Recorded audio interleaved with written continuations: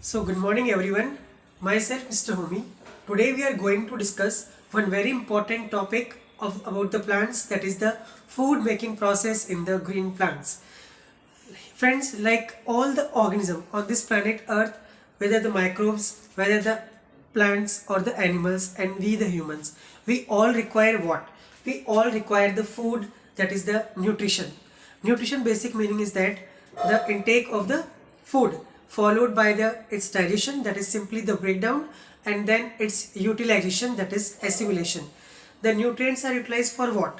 Because the nutrients provide us with the energy, and those nutrients are utilized to for the body repair function, for the growth and development of our body. Similarly, today we are going to discuss about the plant nutrition. So friends, the basic process by which the green plants make food, that process is called what? That process is called as photosynthesis. As you know, some organisms can make their own food, and some others they are not able to make their own food. So those organisms then can automatically synthesize their own food by their own, that is called as autotrophic nutrition. So friends, some bacteria they are also able to make their own food, and they are called as chemoautotroph. They are surviving in certain those extreme conditions where the bacteria performs the oxidation of some substances, and from that the chemical energy is released, and that is utilized by those for their nutrition. Then that is called as chemosynthesis. The iron sulfur bacteria, the green sulfur bacteria. But now today we are going to discuss in detail about the food making process, that is called as photosynthesis, about the photosynthesis in the green plants. So organisms basically they are divided in two categories. One that can make their own food, they are called autotroph, and those other some animals are there, they are not able to make their own food. Some organisms are there, they are not at all able to synthesize their own food. They depend upon different sources for their nutrition. So they are called as heterotroph. Hetero matlab it's different. Auto means self, hetero means different. So like some organisms, they are the parasites. They used to take the nutrients by absorbing the blood of the other organisms, like tapeworm, our internal body parasite, endoparasite, it is a tapeworm. Okay. Other is that some organisms obtain their nutrition from the dead matter. They are the fungus, they are the saprotrophs. Sapro means decaying matter, sapro means decaying matter, and trophos means nutrition. So some organisms are the parasites like the mosquitoes. Some organisms like the endoparasites, they are also heterotrophs, because their nutrition is the parasitic. Is that clear? So heterotrophic nutrition can be parasitic, it can be saprotropic. The mushrooms, the fungus, where they grow over what? They grow over the dead and decaying matter, and then they release certain enzymes, they solubilize that decaying matter, and then they engulf it, absorb it. So it is called as saprotropic nutrition.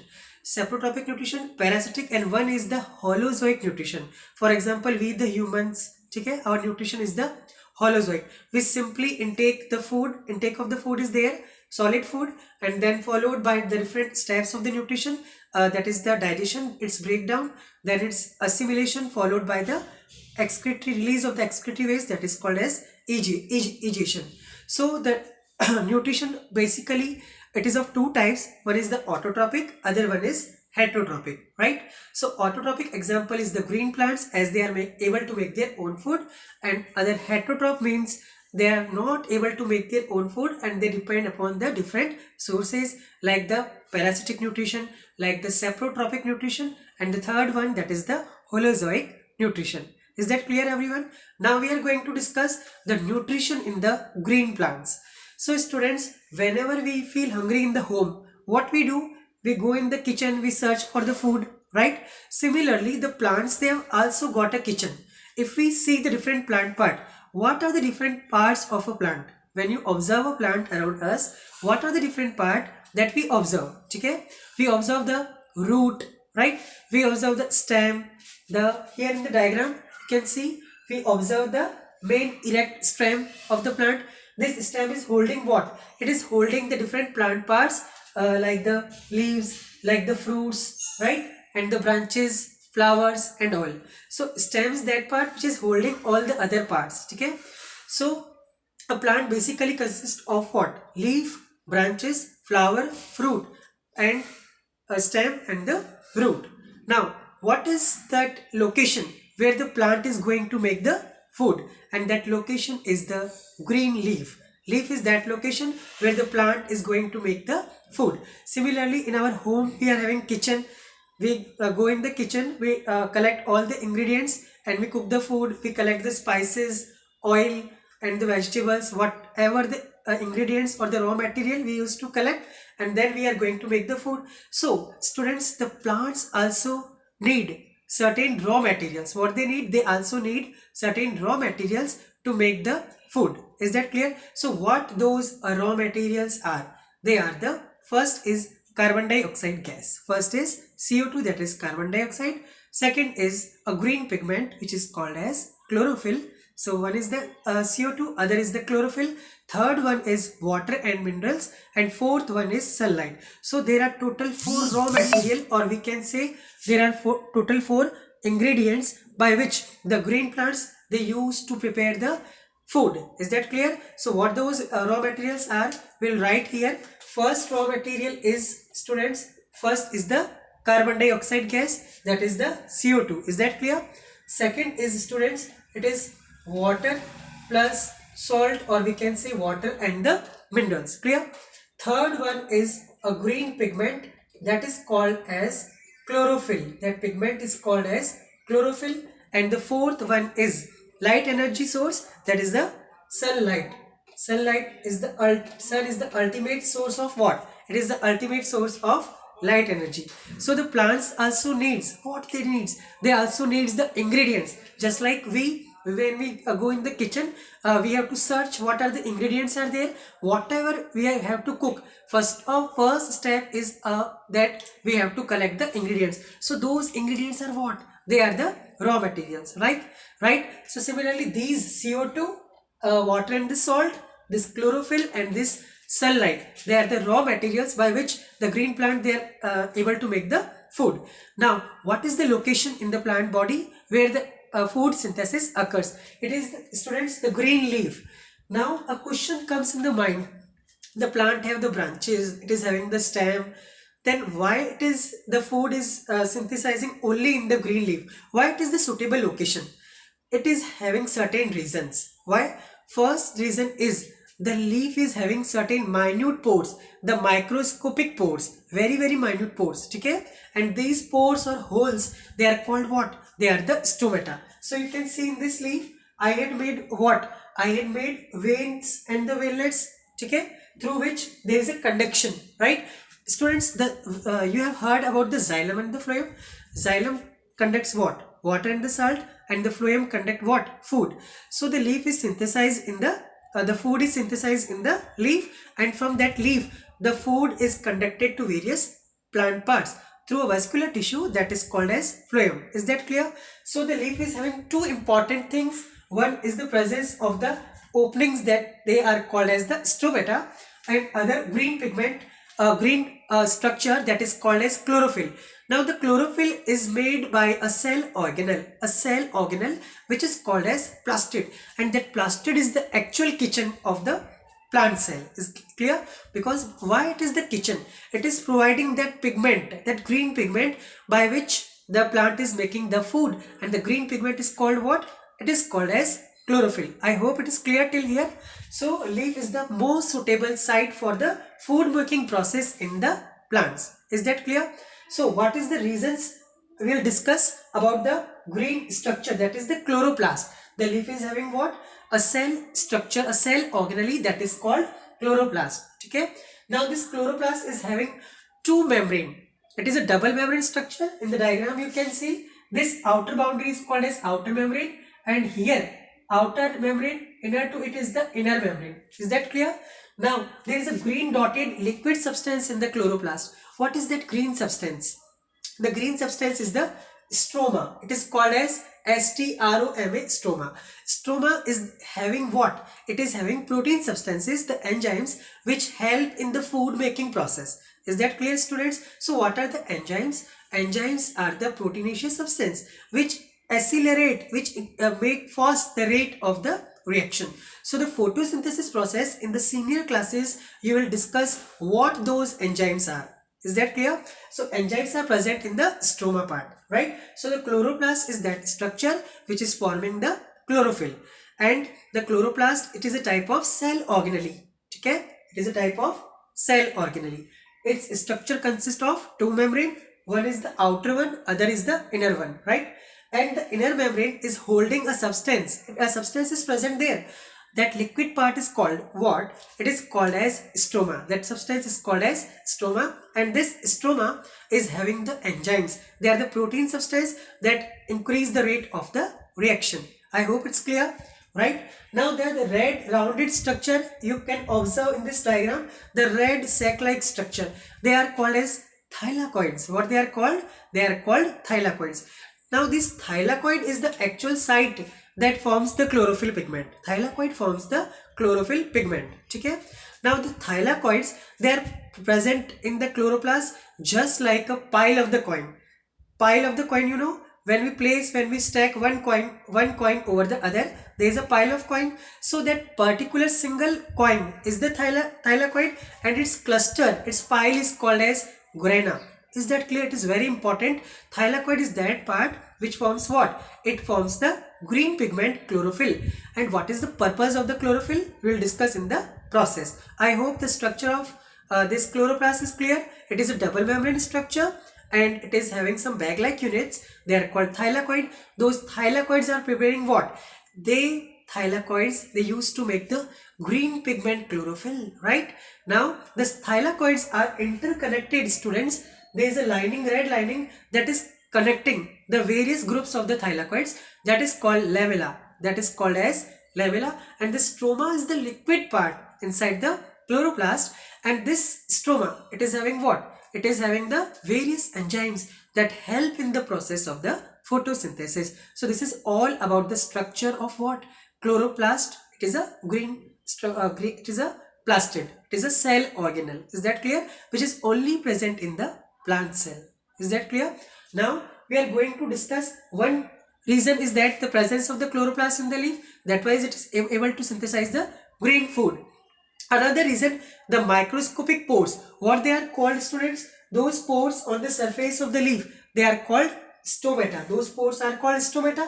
When we observe the structure of the stomata, what we see, there is a central pore, there is an aperture, there is a hole or aperture, right? And this aperture is surrounded by two bean-shaped cell, two kidney-like structure.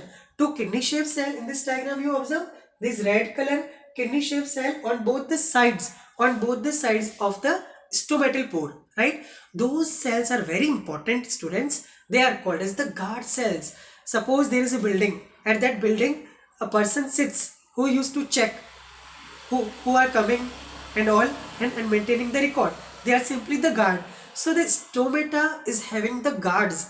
The two guards are what? They are called as the guard cell, right? And they controls what? The opening and the closing of the stomata. I hope it is clear. So stomata is that structure through which the CO2 enters in the plant, or we can say there is a gaseous exchange that occurs by the stomata. Clear? The stomata structure, again I am explaining. The stomata structure consists of what?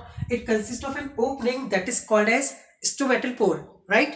Now the stomatal pore on both the sides, it is having what? Bean-shaped cell or the kidney-shaped cells, and they are called as the guard cells, right? Now what is the function of the stomata? One very important question. Stomata ke, what are the important functions? Two functions are important. One is the exchange of the gases, right?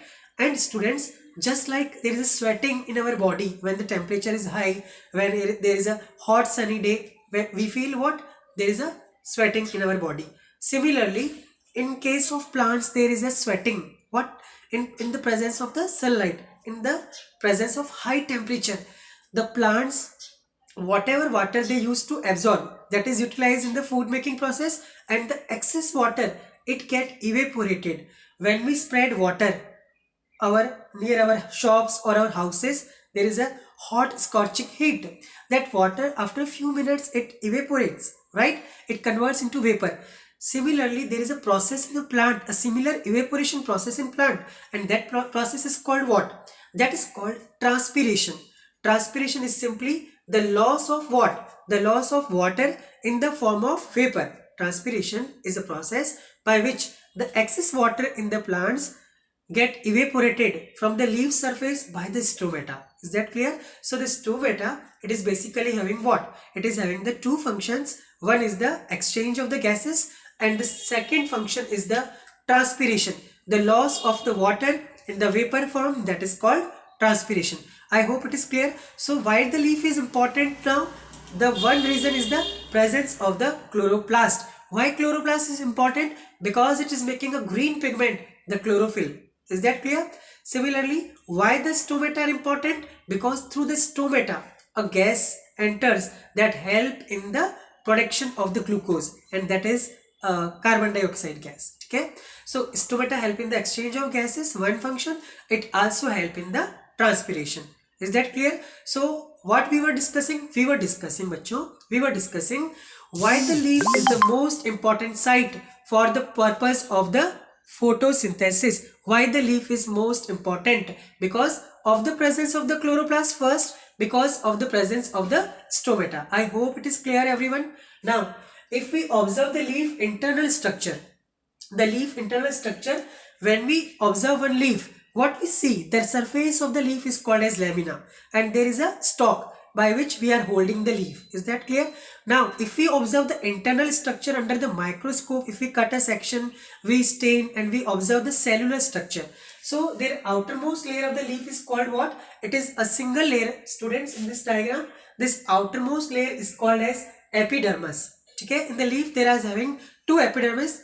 One is the upper epidermis, one is the lower epidermis. And the students, you know, the stomata, they are present more in the number in the lower epidermis. Now what is the reason? The stomata is not equally present, but in some plants it is equally present, that we are going to discuss in the higher classes. But now the question is, why the more number of the stomata on the lower epidermis as compared to the upper epidermis? This reason is that because if on the upper surface of the leaf, if there are more stomata, then there will be more transpiration.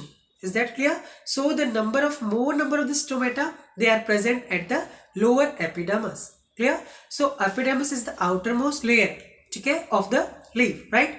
On this epidermis, this epidermis secretes a layer outside it, and that layer is called as cuticle. That layer is called cuticle. It is a wax layer. A waxy material is there that prevents transpiration. That prevents what? That prevents the transpiration. I hope it is clear. Now there are certain cells just below the epidermis. These cells are called as palisade cell. What these are called? Palisade cell. How they look like? They look like the pillar like. They are the long cells. Okay, pillar like cell. They are called palisade cell. These palisade cells, at their boundary, there are present what? There are present the chloroplast. Okay, and there is a movement of chloroplast in the palisade cell. The chloroplast, again, what they do? They forms the chlorophyll, and the chlorophyll is that pigment which have the ability to absorb the light energy from the sun. Is that clear? Then comes what? There are certain cells, they are called as they forms a layer which is called as spongy. They are the oval shaped cell, and the layer is called as spongy layer, right? The lower epidermis, we have shown red openings, they are the stoma. Okay, the opening of the stomata is the stoma. Through this the gases enters. Is that clear? So now it is clear why the leaf is the most important location for the food making.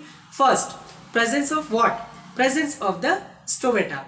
Okay. Second, the presence of the chloroplast, that is making the chlorophyll, and the leaf surface, the lamina part. Okay, the more the area of the lamina, the more the number of the chlorophyll, the more the absorption of the sunlight, and more effective is the photosynthesis. Now one by one we are going to discuss the each ingredient. Students, already as discussed, whenever we go in the kitchen, if we have to make a food, we first collect the ingredients or the raw material. Similarly, the plants are also having certain ingredients. What are those? The first one is the CO2. It is carbon dioxide gas. Students, this carbon dioxide gas enters the leaf through what? Through the stomata. Now it is clear. As we have discussed, the stomata performs the two functions. One is the exchange of the gases and other is the transpiration. And transpiration is just like sweating in our body. Okay, it is just a simply evaporation. And students, this transpiration is responsible for the upward conduction of the water and salt. That also we will discuss in the higher classes. There is a concept given by Dixon and Joly, and it is called as transpiration pull cohesion addition theory. But only you have to remember, the more we feel thirsty, the more we consume the water. Similarly, the more the rate of loss of water, the more the leaf absorbs the roots absorbs the water. Simple way. The more we feel thirsty, the more we consume water, right? The more the rate of the transpiration, the more the rate of the absorption. It is clear? So first raw material is the CO2. Now the CO2 is having some carbon content, right? Okay, this carbon content is assimilated. It is utilized to form what? It is utilized to make glucose. It forms what? Glucose. Okay. So the carbon dioxide enters through what? Stomata, and the carbon part is assimilated and forms the glucose. This is the first raw material. Clear everyone? Now we are going to discuss the second raw material, that is water and the salt. Water and salts, they are absorbed by what? Water and salts, they are absorbed by roots. The roots are those structure which help in the absorption of the water and salt. Students, suppose we are having raisins at our home, right? If we put those raisins in water and observe after 2 hours, what we will see? We will see that raisins, the kishmish, it becomes swell. Why they swell? Because the raisins is having solute. Solute is the sugar and water is the solvent. So the solvent move in that direction where the number of solute is more, right? Similarly, the root is having some thread-like structure. Those threads are called what? Root hairs, right? The roots hair increase the surface area for the absorption and of what? For the absorption of water and salt. Students, in the soil, the various kind of mineral salt are there that is required for the photosynthesis, and those mineral salts are absorbed by the root and the root hair. Is that clear? Now, from the root and root hair, the water and salt is conducted through some tube-like structure. Those tubes are of two types. One is tissue is called as xylem, other one is called as phloem. The xylem simply do is that what? It conducts the water and salt, right? And the phloem only conducts the food in the plant. So now till here it is. I hope it is clear to everyone.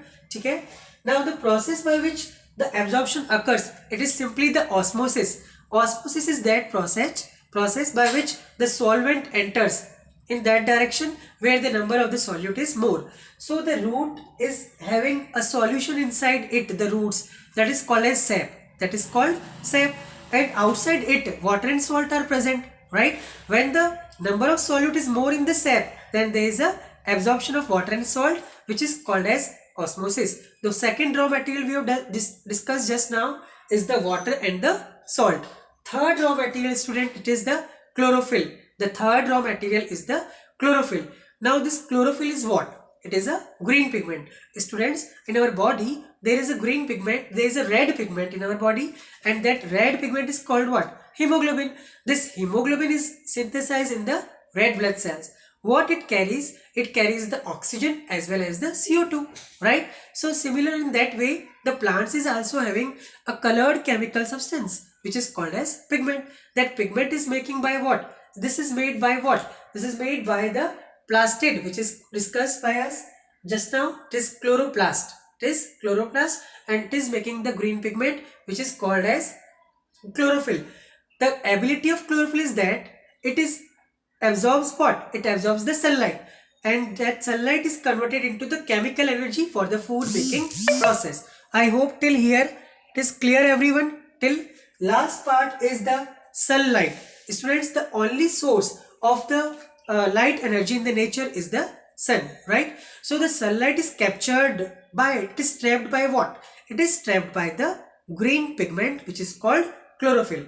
Is that clear? And during the process it convert into a chemical that is called as glucose, the end product of the photosynthesis. So the sun is the ultimate source of the light energy, and at last it convert into the chemical energy. So the raw materials that we have discussed are what? First is the CO2. I hope it is clear. Second is water and the salt. Third is the chlorophyll, and fourth one is the sunlight. I hope it is clear everyone the process of the food making in the plants, that is called as photosynthesis. Photo simply means light, synthesis का मतलब to make or to build. So the green plants, they use the various raw material. By using those raw material, they use to synthesize their food, and that process is called as photosynthesis. I hope it is clear to everyone. Thank you, students.